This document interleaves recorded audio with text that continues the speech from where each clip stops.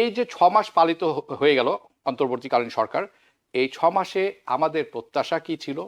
একটি ফ্যাসিস্ট গভর্নমেন্টের পতন ঘটেছে। এরপর একটি নতুন অন্তর্বর্তীকালীন সরকার এসেছে। আমাদের প্রত্যাশা কি ছিল? আমরা কি পেয়েছি? বিভিন্ন স্বার্থবাদী মহল ব্যস্ত থাকে। যারা ক্ষমতা হারালো তারা কি চুপ করে বসে আছে? তারা বসে নেই। তারা চেষ্টা করছে ক্ষমতাবান যারা এখন তাদেরকে ডিস্টাবিলাইজ করতে। এই সত্ত্বেও এই সরকার কতগুলো উল্লেখযোগ্য সাফল্য অর্জন করেছে গত ৬ মাসে। আমি জাস্ট আপনাকে একটা এক্সাম্পল দিচ্ছি। প্রথম কাজ হচ্ছে আমাদের ফরেন এক্সচেঞ্জ রিজার্ভকে স্টেবল করেছে। আই থিঙ্ক এই ৬ মাসে এই অর্জনগুলি খুব কম নয়। আমাদের অনেক ব্যর্থতাও আছে, অনেক অপাওয়া আছে। যে হাসিনা যে বক্তব্যটি দিয়েছেন সেটি ছিল প্রভোকেটিং, ইচ্ছাকৃতভাবে প্রভোক করেছেন। এটি প্রি প্ল্যান ছিল। উনি রিয়াকশন দেখতে চেয়েছিলেন এবং দেখাতে চেয়েছিলেন বিশ্বকে যে এই যে দেখো বাংলাদেশে কোনো আইন নেই, there is no law in Bangladesh. কিন্তু দেশে যদি বিচার ব্যবস্থার উপর আস্থা থাকতো তাহলে মানুষ আবার রাস্তায় নেমে নিজের হাতে এভাবে করে এভাবে করে আমরা যাপন দেখতাম। এই যে ৬ মাস পালিত হয়ে গেল অন্তর্বর্তীকালীন সরকার, এই ৬ মাসে আমাদের প্রত্যাশা কি ছিল? একটি ফ্যাসিস্ট গভর্নমেন্টের পতন ঘটেছে। এরপর একটি নতুন অন্তর্বর্তীকালীন সরকার এসেছে। আমাদের প্রত্যাশা কি ছিল? আমরা কি পেয়েছি? শুনবো আপনার কাছে। অনেক ধন্যবাদ আপনাকে হাবিব ভাই। আপা আপনাকে সালাম। আমরা কি পেয়েছি? আপনি একটু আগে বললেন সবচেয়ে বড় পাওয়া একটি ফ্যাসিস্ট সরকারের পতন, একটা অবিশ্বাস্য অর্জন। আমি কি ভাবতে পেরেছিলাম যে এই জগদ্দল পাথরের মধ্যে বসে থাকা হাসিনা সরকারের পতন ঘটবে? পতন ঘটেছে। বিগেস্ট সাকসেস, বিগেস্ট অ্যাচিভমেন্ট একটা স্বৈরাচার সরকারের পতন। আপনারা জানেন যে কোনো বিপ্লবের পরই সর্বত্রই আজকে সিরিয়া বা যে কোনো কথা বলুন আপনি কেন, বিপ্লব পরবর্তী সময়ে অস্থিরতা, বিশৃঙ্খলতা বিরাজ করেই। কারণ বিভিন্ন স্বার্থবাদী মহল ব্যস্ত থাকে। যারা ক্ষমতা হারালো তারা কি চুপ করে বসে আছে? তারা বসে নেই। তারা চেষ্টা করছে ক্ষমতাবান যারা এখন তাদেরকে ডিস্টাবিলাইজ করতে। ফলে একটা কনফ্লিক্ট সবসময় অকার করছে। এটা ১ নম্বর। ২ নম্বর, যে সরকার ক্ষমতা নিয়েছে, টু বি ভেরি অনেস্ট, এটা খুব দুর্বল সরকার। কারণ এর কোনো ম্যান্ডেট নেই। এটা অনির্বাচিত সরকার। ফলে যে কোনো সিদ্ধান্তই নেবে না কেন তা নিয়ে প্রশ্ন উঠবে। এটা ২ নম্বর। ৩ নম্বর, যারা ক্ষমতা এসছেন দেখবেন অধিকাংশ এনজিও ধর্মী, অর্থাৎ এদের কোনো সরকারি প্রশাসন ক্ষেত্রে খুব একটা অভিজ্ঞতা নেই এবং অনেকের বয়স ৮০ পেরিয়ে গেছে। ক্লান্ত, দীর্ঘ সময় কাজ করার ক্ষমতা তাদের নেই। আর আছে কি আউটসাইড ইন্টারফেয়ারেন্স। হাসিনা তো বসেই আছেন ভারতে বসে তিনি চেষ্টা করছেন বাংলাদেশকে ডিস্টাবিলাইজ করতে এবং তার পক্ষের মানুষ দেশে বসে বা দেশের বাইরে বসে, আমি নিউ ইয়র্কে বসে বাংলাদেশকে অস্থিতিশীল করবার জন্য সারাক্ষণ কাজ করে যাচ্ছেন। এই সত্ত্বেও এই সরকার কতগুলো উল্লেখযোগ্য সাফল্য অর্জন করেছে গত ৬ মাসে। আমি জাস্ট আপনাকে একটা এক্সাম্পল দিচ্ছি। প্রথম কাজ হচ্ছে আমাদের ফরেন এক্সচেঞ্জ রিজার্ভকে স্টেবল করেছে। যখন হাসিনা চলে যায় তখন আমাদের ফরেন এক্সচেঞ্জ রিজার্ভ শূন্যে পৌঁছেছিল, সেটাকে স্টেবল করেছে এবং আমরা আমাদের বৈদেশিক ঋণ, বিশেষ করে সার্ভিস চার্জ আমরা পে করা শুরু করেছি। নাম্বার 1। এক্সপোর্ট গ্রোথ, আমাদের এক্সপোর্ট টোটালি ডিস্টার্ব হয়ে পড়েছিল। সেই আমি দেখতে পাচ্ছি আমাকে যে হিসাব আছে, সেপ্টেম্বরে 7% গ্রো করেছে, অক্টোবরে 20% গ্রো করেছে, মানে গ্রোথটা স্টেডি, এক্সপোর্টস গ্রোথ। ৩ নম্বর, ব্যাংকিং সেক্টর। আপনারা জানেন আমাদের ব্যাংকিং সেক্টর 8টা ব্যাংক ধ্বংস হয়ে গেছিল। ব্যাংকের টাকা মালিকেরা নিজেরা নিয়ে লাপাত্তা। এক শাহ আলমী আমাদের ইকোনমির 2% লোন নিয়ে সিঙ্গাপুরে ব্যবসা বাণিজ্য করছেন, তিনি আমাদের টাকা সিঙ্গাপুরে ব্যবসা করছেন। সেই ব্যাংকিং সেক্টরকে স্টেবল করা হয়েছে, একটা ম্যাসিভ অ্যাচিভমেন্ট। এখন ব্যাংকে যে আপনি টাকা তুলতে যাবেন আপনাকে না করবে না, 2 মাস আগে বলতে ভাই টাকা নেই ব্যাংকে। That problem is over. Number 3। Number 4, very significant, আমাদের কিছু কতগুলি স্ট্রাকচারাল প্রবলেম আছে, কাঠামোগত সমস্যা আছে। সমস্যাগুলি মেটাবার জন্য এই সরকার 6টি কমিশন তৈরি করেছেন। ভেরি ইনোভেটিভ একটা অ্যাপ্রোচ।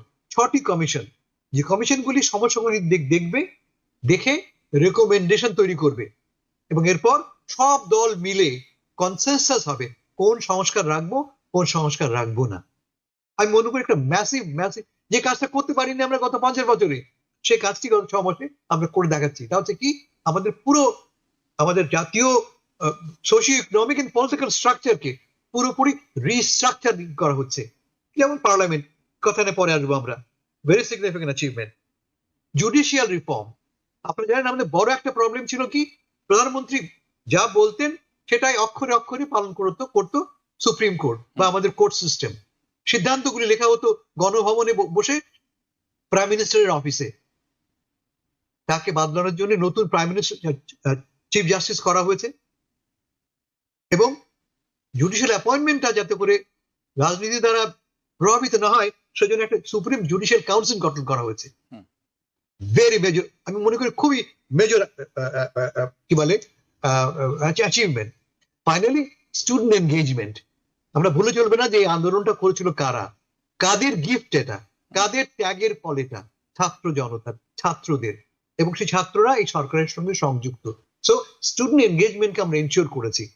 আই থিঙ্ক এই 6 মাসে এই অর্জনগুলি খুব কম নয়। আমাদের অনেক ব্যর্থতাও আছে, অনেক অপাওয়া আছে, কিন্তু 6 মাসে এর চেয়ে বেশি আশা করা বোধ করি অন্যায় বলে আমি মনে করি। আমি খুব হ্যাপি, আমি মনে করি দেশ সঠিক পথে চলছে। শেষ কথা বলি, আমি আমার বিগেস্ট ফেয়ার ছিল, ঠিক আমি বোধহয় আপনাদের বলেছি বটে, আমার বিগেস্ট ফেয়ার ছিল এই বিশৃঙ্খলার সুযোগ নিয়ে হয়তোবা সেনাবাহিনী ক্ষমতা দখল করবে, তা ঘটেনি। That's another success. যারা জেন জি আছে সেখান থেকে শুরু করে অনেক বয়স্ক যারা আছেন তারাও বক্তব্য দিয়েছেন। কোথায় জানি এক সুরে কথা বলছেন সবাই, এমন একটি ব্যাপার খুব ইন্টারেস্টিং। অনেকেই বলে থাকেন, আমি প্রশ্নটাই আপনি দিচ্ছি, এটির ব্যাপারে আপনার মন্তব্য শুনবো। অনেকেই বলছেন যে হাসিনা যে বক্তব্যটি দিয়েছেন সেটি ছিল প্রভোকেটিং, ইচ্ছাকৃতভাবে প্রভোক করেছেন, এটি প্রি প্ল্যান ছিল। উনি রিয়াকশন দেখতে চেয়েছিলেন এবং দেখাতে চেয়েছিলেন বিশ্বকে যে এই যে দেখো বাংলাদেশে কোনো আইন নেই, there is no law in Bangladesh. আপনি কি তাই মনে করেন? এবং আপনার রিয়াকশন দুটি আপনি জানাবেন। প্রথম কথা হচ্ছে যে আমি ভিডিওটা যে যখন চালালেন আমি অনেক কিছু শুনতে পাইনি, কিন্তু যদিও আমি এই ধরনের ভিডিও আগে শুনেছি, আমি সেটার ভিত্তিতেই বলছি। আমি এটার সাথে আমি আরো দিক করছি যে হাসান ফেরদৌস ভাই যে কথাগুলো বললেন, আমি ওনার বহু কথার সাথে একমত, কিন্তু এতটা আশাবাদী আমি হতে পারছি না। কারণ যে যে কতগুলো সংস্কারের কথা বলা হয়েছে, তার মধ্যে একটা আর কি অনেক বড় বিচার বিভাগের স্বাধীনতা। তো একটা এই যে 32 নম্বর বিল্ডিং যে ভাঙা হলো, আমি এটার সাথে একমত।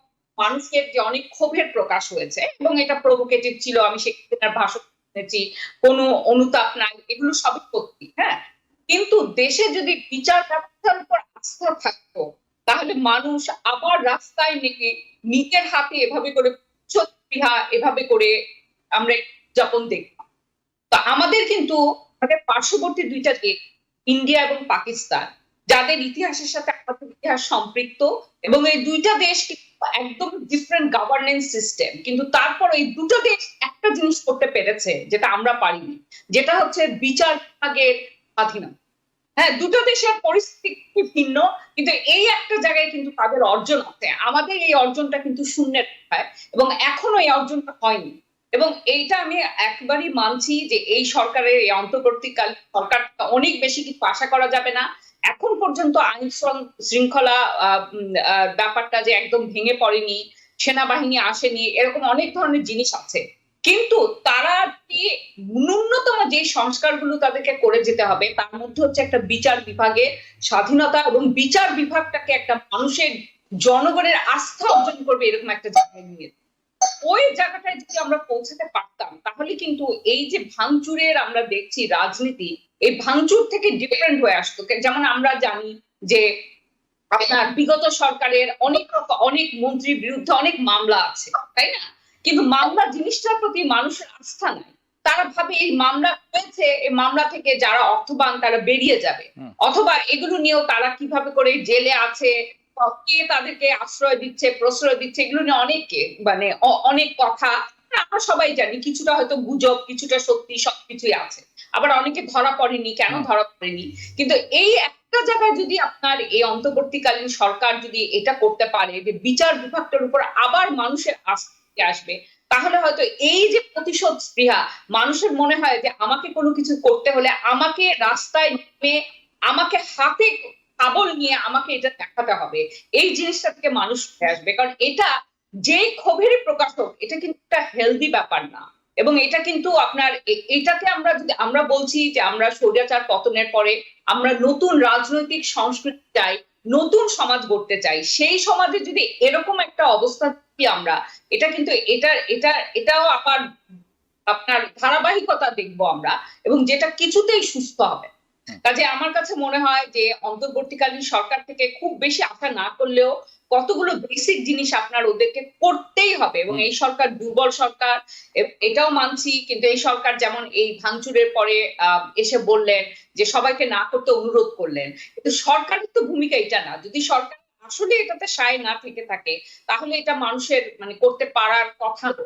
হ্যাঁ, তো মানে আমি শুধু ভাঙচুরের ব্যাপার না, আমি যেটা বলতে চাচ্ছি যে কতগুলো বেসিক জিনিস আছে, সেটা যদি অর্জন না হয়, তাহলে ইলেকশন হলেও তেমন কোনো লাভ হবে না। কারণ আমাদের যে পলিটিক্যাল কালচার আছে, যেটা খুবই একটা টক্সিক পলিটিক্যাল কালচার, সেটা আমরা দেখবো সেটা আবার চলে এসছে।